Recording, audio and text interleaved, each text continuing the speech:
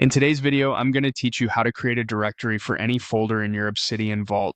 By the end, you'll have a clean way to organize a folder in your vault with an index note that links to everything inside it, including notes and files. This is great for projects, areas of responsibility, or any topic where you want a quick overview and easy navigation. Start by opening Obsidian and loading the vault you want to work in.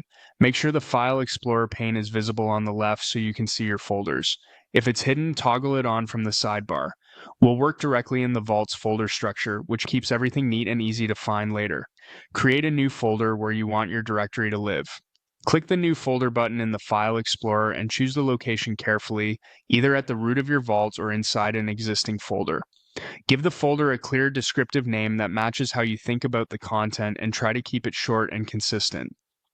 Avoid special characters that can cause issues on some systems and pick something you'll recognize instantly later. With the folder created, add a new note inside it. This note will act as the directory or index for the folder's content. Click to add a new note within that folder so the file lands in the right place automatically. You can name this note something like index, overview, or simply repeat the folder name followed by the word directory. The name is up to you. The key is that you'll recognize it as the hub for this folder. Open that new note and start writing a short introduction that explains what belongs in this folder and how you plan to use it. Now, build out the directory by typing link placeholders first. In Obsidian, you can quickly create and connect notes using wiki links. When you type a link to something that doesn't exist yet, and then click it, Obsidian will automatically create a new note with that title in the current folder, which is perfect for planning your structure before you fill it in. Next, in the File Explorer, right-click the folder you just made. From the context menu, choose the option to show it in your system's file manager.